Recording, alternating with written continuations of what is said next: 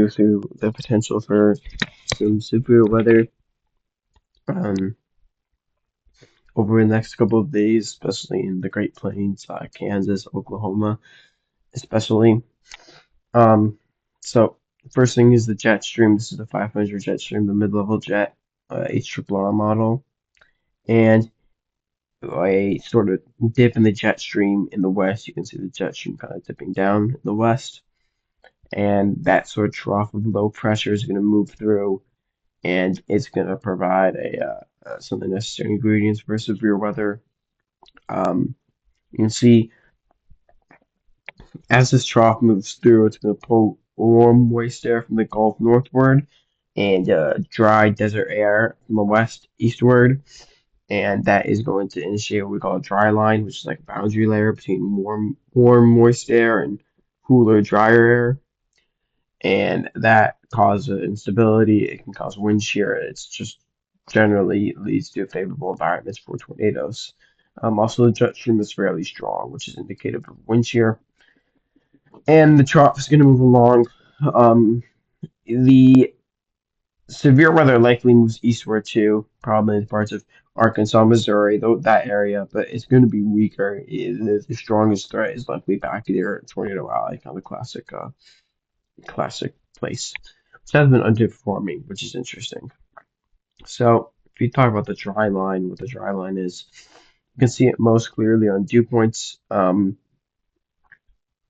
Very high dew points in southern Texas, Oklahoma. There will be some severe weather today, moderate risk actually. But if I go to the dew points, and you can kind of see this as I play it out here. You can see 60-degree dew points here. That's sort of moist, warm moisture, and then dry desert air. It's kind of like crashing down on the warm moist air. You can see it pushing it eastward, and that is favorable for tornadoes. So the dry line, pretty classic stuff here. If we look at some of our sort of severe weather indicators, I think the first thing is CAPE. There's going to be lots of it, lots of CAPE in place. Not too untypical for this time of year. May is pretty deep into spring. The sun is pretty high in the sky, so it's not too untypical, but there's going to be a lot of CAPE. 5,000, 6,000 CAPE in Oklahoma today. That's probably the moderate risk there. And then the Cape it kind of lets up, but then on Monday in the afternoon, you see a return of the Cape, 3,000, 4,000 Cape, maybe even up to 5,000 Cape.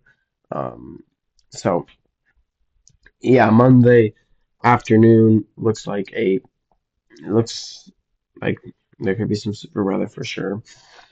Um, Now Cape doesn't mean a lot if you don't have wind shear. So if we look at, the Cape, this is the Cape, right? 4,000, 3,000. That's a lot of Cape. That's plenty of Cape.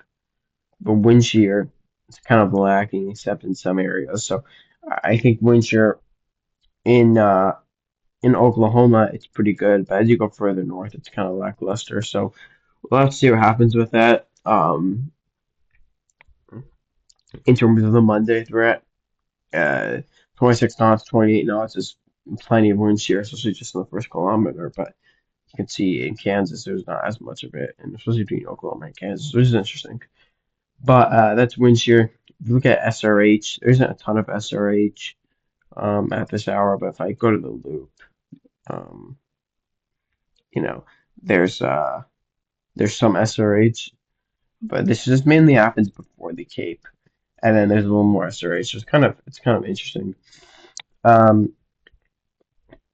but yeah, a lot of Cape in place um, for for this event.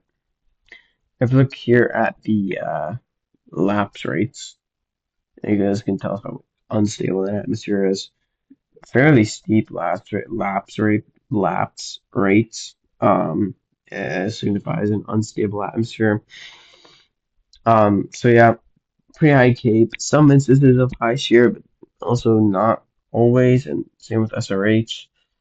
Uh, Energy Helicity Index, first kilometer, first kilometer, quite a bit of EHI, and then significant tornado parameter.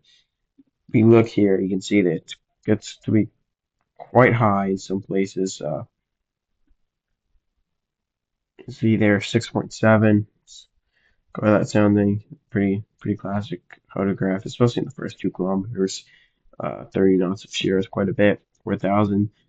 I'm not sure why this isn't a purple text, but I mean, whatever.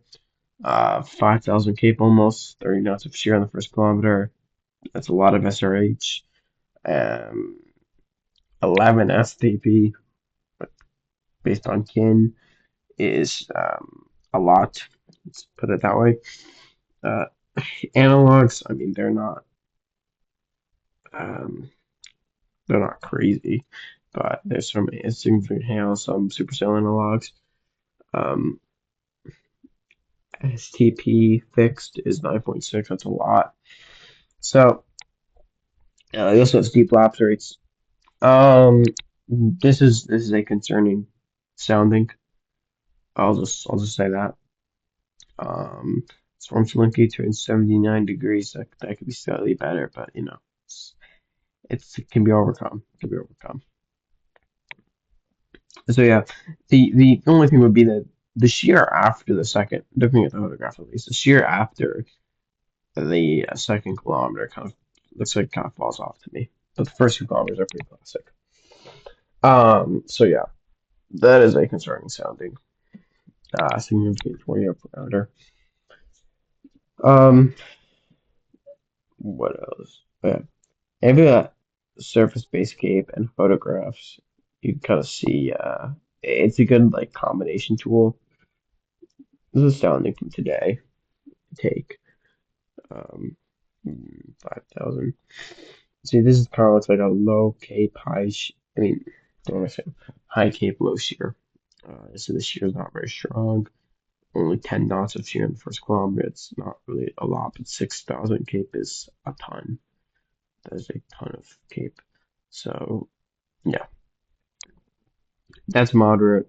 I would expect today to be, I mean, I would expect Monday to go moderate too. Just looking at it. You know,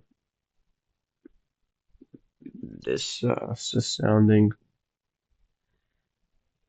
again 26 knots of shear. That's plenty of shear.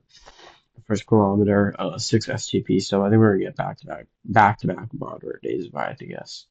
Of severe weather. The wind shear is not like a ton, but it's definitely enough. When you have this much cape, it's definitely enough to produce tornadoes. Um, Updraft helicity tracks in the first 3 kilometers of the atmosphere. Quite a bit of maximum updraft helicity, mainly in Kansas, which I think is interesting. I think it could be in Oklahoma too, but I don't want that sounding.